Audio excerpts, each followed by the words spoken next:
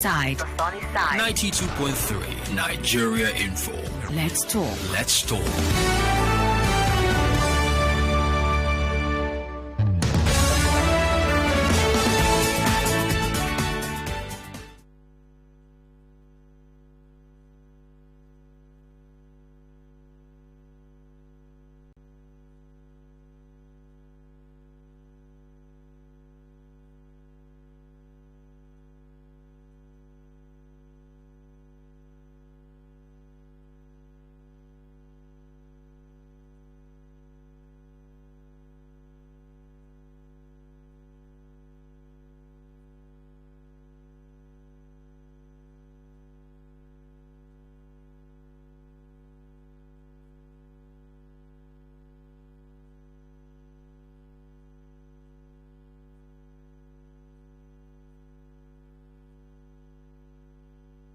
Different ideologies and different perspectives. Share your views on the sunny side. 92.3 Nigeria Info. Let's talk. Let's talk.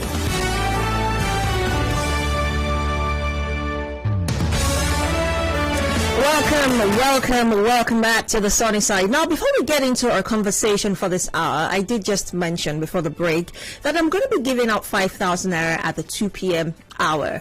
That's going to be the last thing that we do together on the show today. Now, the one clue I'm going to give you as to the answers to the questions I'll be asking you on that hour are hidden within our Facebook stream. So if I were you, I would rush now to Facebook and watch our stream live right now. As much as you can, pay attention to the video, to our stream. I'm not going to say anything more than that, but the answers to the questions I'll be asking you on that hour are hidden within our live stream now. So go on Facebook, we're streaming live.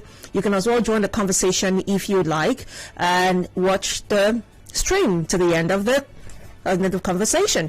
It's www.facebook.com/Nigeria Info 92.3 We're streaming live on there as we speak. Join in on the live, and I wish you all the best. So our conversation on this hour: America's First Lady has returned to a classroom as a full-time teacher. Now, after months of teaching, writing, and writing English to community college students in boxes on the computer screen, the First Lady of the United States of America has resumed teaching in person. She started that on Tuesday from a classroom in Northern Virginia Community College, where she has worked since 2009. As a matter of fact, she is the very first lady to leave the White House and log hours at a full-time job away from being the First Lady of the United States. And according to her, there are some things you just cannot replace, and she said she could not wait to get back into the classroom. The First Lady, according to the news, has been anxious to see her students in person after more than a year of virtual teaching that was brought on by a pandemic that still continues to challenge the administration of her husband, Joe Biden. And looking back at the history of the United States, the nation's early First Ladies, they did not work outside the home, especially when home was the White House. They supported their husbands as First Ladies, raised children, performed the role of hostess for all political meetings and visits. Some First Ladies also acted as special ambassadors to their husbands and for their husbands. The likes of Eleanor Roosevelt was especially active, traveling around the U.S. and reporting back to the president, her husband, Franklin D.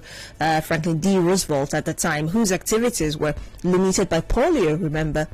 She advocated for the poor, minorities, other disadvantaged people, and even began writing a nationally syndicated newspaper column from the White House. Very more recent First Ladies of the United States, like Laura Bush, who was an elementary school teacher and librarian, she stopped working outside the home after having children and was not employed when her husband got elected. Talk about Hillary Clinton, talk about Michelle Obama. There were working mothers who decided against continuing their careers in the White House. So as soon as their husbands became, the presidents of the United States at their time, and their regime, they automatically became known for being first lady. But like we'll see, there was always a first time for everything, you know. And right now, the first lady of the United States is the very first lady to have a full-time job outside being the first lady. So the big question I want to ask on this hour, think about our own climb. Yes, you still find first ladies who are active with NGOs, community work, you know, poverty alleviation for children and mothers. You find them doing these gracious, you know, community work for their people. But never have we heard of a first lady or a president or a governor who is still a full-time, maybe lecturer, full-time medical doctor, even full-time pastor.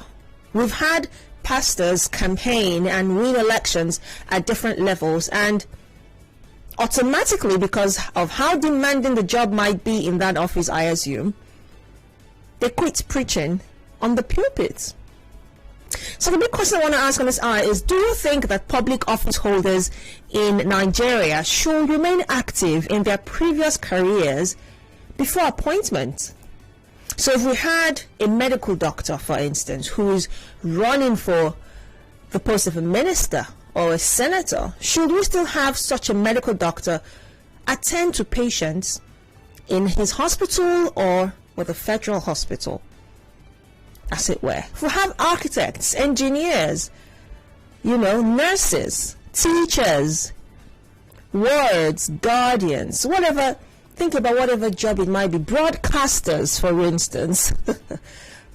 Can they still go on and pursue their full-time career away from being governor, or away from being the first lady of the state, or away from being deputy, or away from being senator, or minister, or commissioner, or local government chairman? Can that local government chairman still go ahead and fully be part of his church as a pastor or as a parish head or as an imam? What do you think? The phone lines are open. Let's talk. 0817-923-0002, 0817-923-0003. You can also call 0817-923-0007 or 0817-923-0009. The WhatsApp number is 0809-030-6416. Again, we're streaming live on Facebook, so you can go watch us as you drop your comments at Nigeria Info 92.3 PH. Mr. Zion will be my first caller. He's calling from GRA. Good morning. Beg your pardon. Good afternoon, Mr. Zion. Yes. Good afternoon. Go ahead. The truth is, here in Nigeria, political offices are demanding, so demanding, that a medical doctor has to resign or quit that profession for that duration to attend to that political office. Maybe by chance he may go back to the profession. One, do you know the number of visitations to your office as a governor?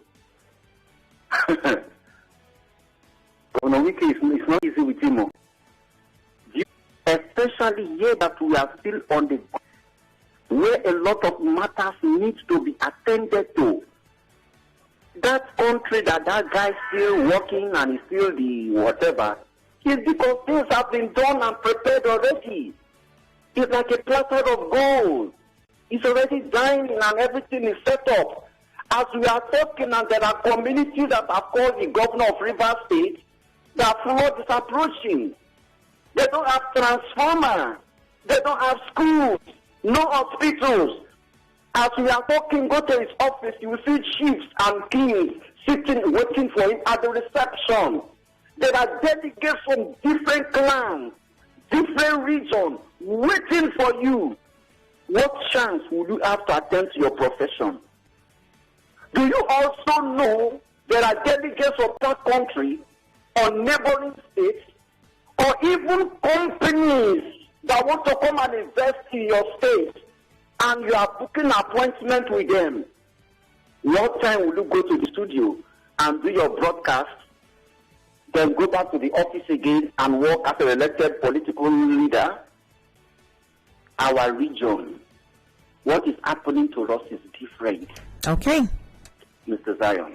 Thank you very much, Mr. Zion. Calvin is calling from Bori. Good afternoon, Calvin.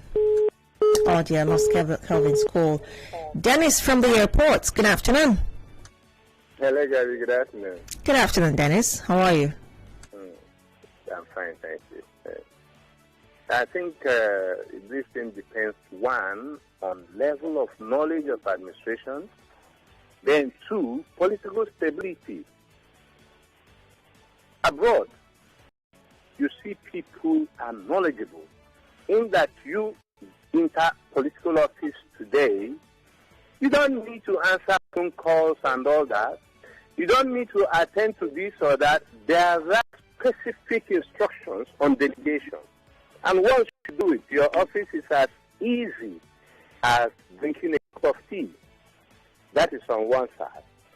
Then here, the political office holders look at all these NGOs and all as a means of enriching themselves. But there, people know money. They understand money. They don't need plenty of money in their lives. They work and they earn. That earning means a lot for them. The dignity in that labor means a lot for them. There are people, if you give stolen money, they will never touch it.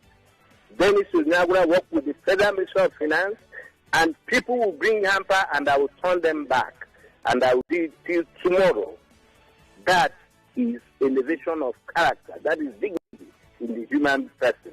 So here, our education system does not inculcate these things in us so that people cannot enjoy honesty, propriety, and all. Otherwise, why should my wife not go to do her profession? She'll be more proud of it than answering NGO head and leaders and all that. Thank you very much. All right, Dennis, thank you very much for your thoughts. David is calling from Woody. Good afternoon, David. Good afternoon, Gabriella. Good afternoon. I don't think that it's possible in Nigeria for our serving political public holders to leave their political office to attend to their profession. One, when they count, just like what JJ was saying, or the first caller was saying, you will see when you remember the amount of money that will go into your account in one visit and one phone call and one document that you need to endorse or one courtesy visit, I don't think it's possible in Nigeria. Because when you look at our politicians, when they remember the type of things from people that they are serving, I think I assume one politician, Minister of Labour and Employment, Chris Ngige. Are you telling me, Chris Ngige, being a professional doctor or being an just in that field of medicine, you are telling me that he should leave his office as a Minister of Labour? Do you know how much he's losing in every minute or in any second he miss any meeting? I don't think he can afford to miss that. So in we as Africans or Nigerians, it is not possible for our serving politicians to go back to their profession. Even some of them being governors or ministers, for them to even leave the office is, you will see one of them, they'll be begging your tenure has left. None of them want to lose that position. Because when they look how much that is involved, how much respect, how much honor they command, they can't afford to lose it. So for me, I think that when we remove that mentality of public office is a key or is a way of repression. I think our current politicians cannot do it. Just looking at our present governor now, I believe that our present governor now in Rivers is also having an ambition to run either for Senate or for presidency. And you cannot ask him, being a lawyer, being a professional lawyer, resigning or leaving office in 2023, you expect him to go back to the kids. No, he always earn bigger. So for you to say, or for you, for we to even talk about it as Nigeria, it is not possible. It is not possible. It is a civilized state like the United States of America and a lot of states in Europe can actually do that. You can see some countries in Europe, you can see their governors or their ministers can actually resign from their office if they find themselves not worthy in being in that position. All right, and here David. in Nigeria, you cannot try it. Instead of them to try it, they'll hire a talk to come and disrupt such occasion. Okay, just looking at NUJ. David, let's move on to other callers. We'll have other callers on the line. Hello. We'll have other callers on the line, David. Thank you very much for your thoughts. Bob from Umukoro, good afternoon. Yeah, Gabriella. Good afternoon. Good topic is working here. My name is Bob. Go ahead, Bob. Yeah. I want to look at the case of corruption. Why public office holders cannot go back to their office. Because when you have looted so much money, you know that others will also need that money. Because the security that was given to you, for instance, now, if you're in public office, they will assign security to you. When he lost at the front and at the back, fully loaded with Mopo or army. And to be in that office, those Mopo or security or army will be withdrawn from you and you can't pay for them. So you'll be empty. To still let you know that it's only God that can secure you.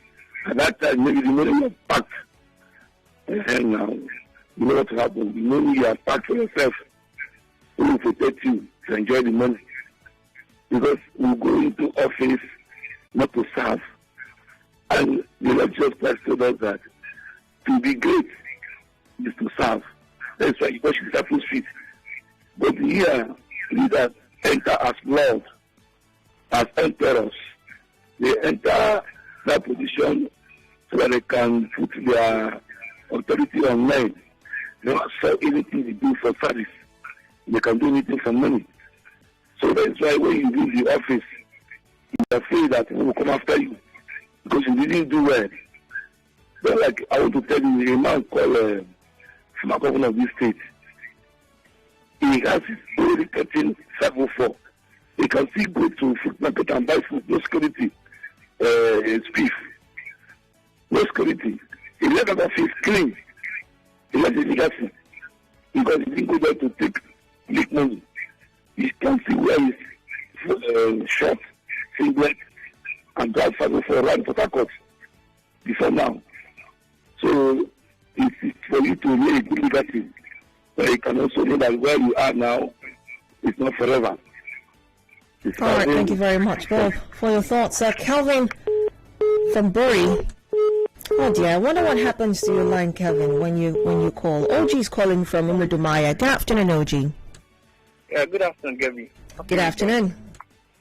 Yeah, Gabby, I think the discussion, if you ask me, will bring up the question one should ask. These politicians, so that present and in the past, is it that they know their profession? That is another thing. Do they know their real profession? The school they had gone into, if the school had passed through them and they read and they know what they did or read in school, that's another question. Yeah, because I think when I am into a profession, as an agriculturist I have my ambition and I have started it already. Despite tomorrow that I might be a politician, will I still be an agriculturist? Will I still have my farms, doing commercial processes and all that? Maybe if you ask me, they won't want to go because most of them they don't know their profession. They did not read it very well. Let's tell ourselves the truth. Are you getting what I'm saying? So I think they will not want to go back because they did not do their profession. They don't know the professions they are into. But you can't say that that is the case for all our politicians. That's an unfair assumption. What did he say? I'm saying that you can't say that's the case for all of our politicians. That would be an unfair assumption. Yes, it's not all our politicians, but what we're saying is majority of them don't How know can their you profession. tell? What yardstick are you using to measure that indeed majority of our politicians are not learned? Would you like me to name names? Not just by naming names. Do you know how many politicians we have in Nigeria to start with? If I should name a particular person, I'll tell you the flaws. My point is, Oji, my point is the fact that you know 1, 2, 3 politicians who, you know, did not deserve or earn their certificate does not mean that's the case for majority of them, like you mentioned. I had not doubted you on that. I said yes. But what we're talking about, out of the 100%, how many of them that can come up to tell us that they know exact things they read in school and they can practice it very well? So that's what we're saying. Thank you very much. All right, OG, thank you very much for your thoughts. Chima from Mokota, good afternoon. Good afternoon, Gabby. Good afternoon, go ahead. Yes, Gabby, I think I'm not seeing any political instability here, just like I heard most of the caller call.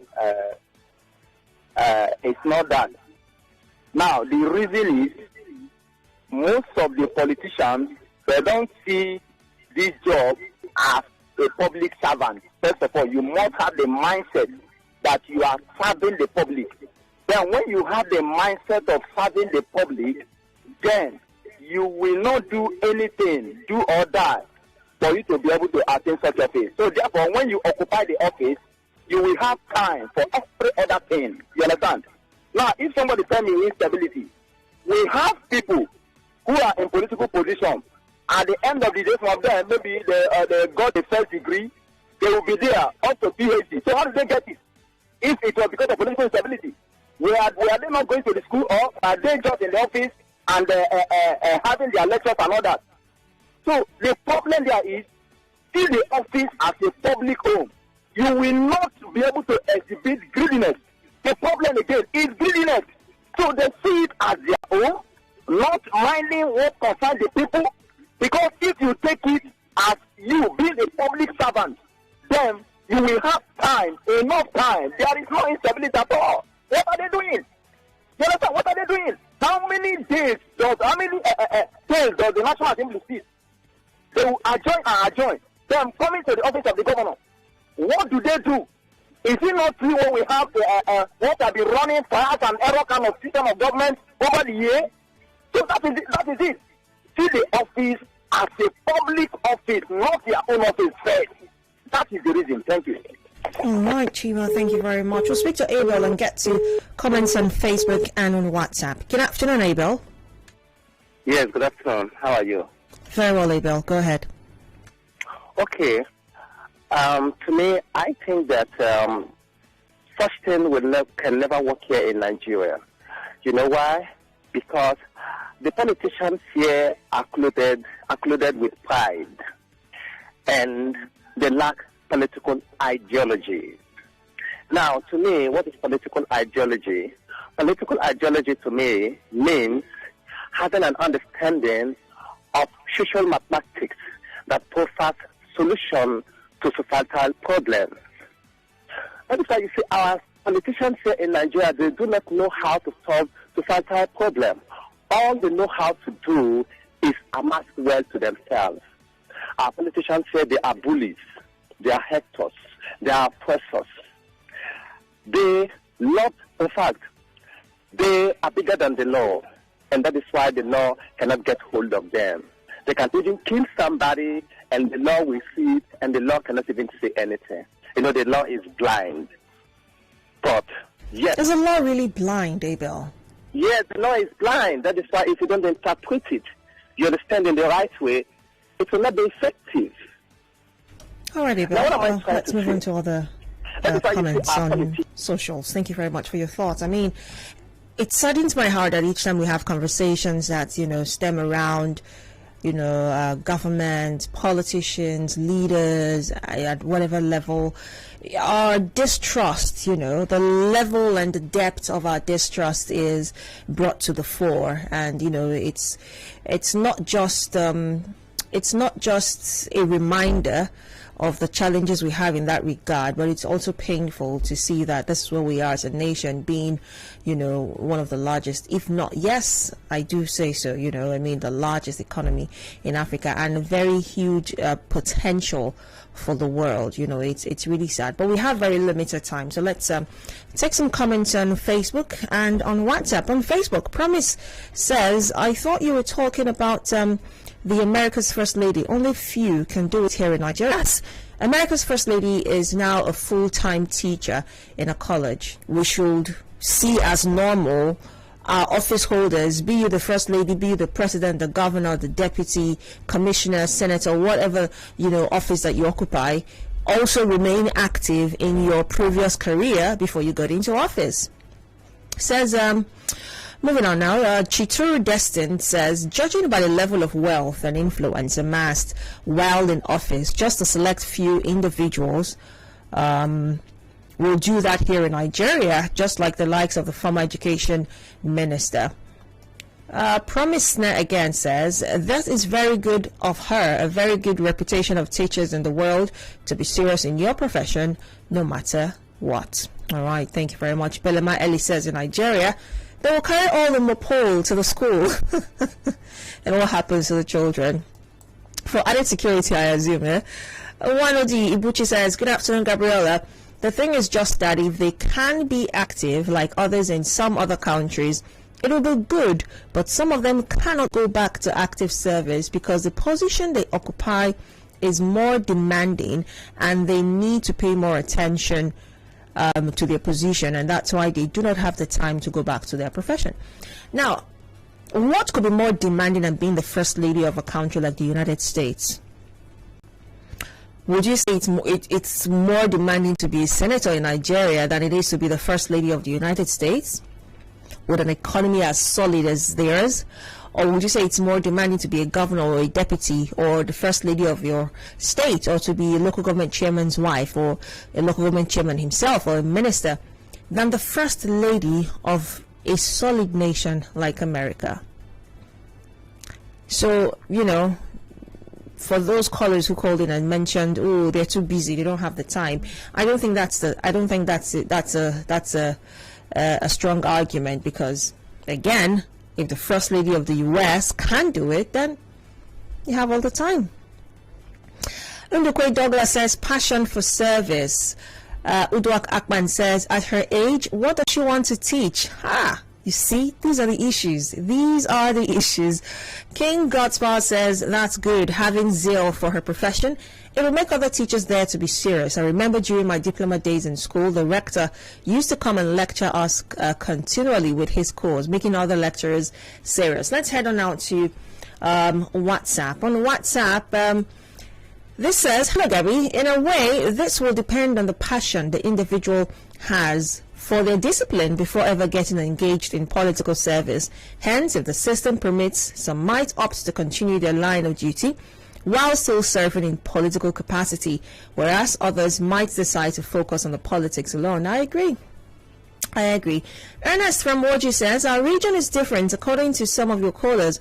What exactly do our politicians do? Do they get briefing on new threads? What exactly do they do here that makes them so busy? Is it going to commission roads? Is that their jobs in the first place? Or going to donate money in one church? I am wondering, Ernest says. This year says, good day, my name is Emmanuel Ekundayo Namadu. Should office holders in Nigeria remain active? My contribution is that the youth need mentorship, and public office holders should inspire the youth across all sectors. The wife of the US activating her previous career, I bet you, will be a huge inspiration to the youth and everyone in that sector. For the sake of leadership inspiration, let them try. All right, thank you very much for that. We can't take all the comments, sadly, because our time is running out so fast. But here's the thing. here is the most important thing, integrity does pay. Yes, I agree that our climate is different. We are governed, by a unique atmosphere that is just peculiar to us here. How things work here is not how it works in the US, for instance. Also worthy of note is the fact that it has been said in several reports that our politicians earn way higher here and make so much more money here than even the US. There's been that argument. It's been so many reports released with statistics, with figures, with numbers, and how much even the president of the United States earns in a year. You would be surprised to find that a senator or a minister, how much less a governor or even the president even earns here in Nigeria or makes in Nigeria. So because of that financial gratification that we are exposed to here, it might be more difficult to have our people here, our public office holders here, consider going back to their previous careers because you're making a lot of money. But in a sane climate like the US, for instance, it's more about the service. So if you're a senator to serve. If you're a minister, you are one to serve. If you're the president, you are first thinking of serving your country. But sadly, it's not the same as we would find here. We have different priorities. We're focused on different things. And I think that is where the disparity could perhaps lie. But regardless, like the last comments I did read just a few ago, this should serve as an inspiration that beyond us as individuals vying for whatever office, so that we can afford to send our children to better universities abroad, or beyond my own personal interest or my family's interest or my constituency interest, we can also choose to serve in the capacity to inspire, so that when other people see that you are not just excellent in that office, but going about your dreams and passions as first an individual, then that could inspire other people to just believe and live another day. On that note, I wrap the conversation up. 1 o'clock happens in 3 minutes, right after further conversations on the sunny side. Thank you so much for joining me on the show. Don't go away.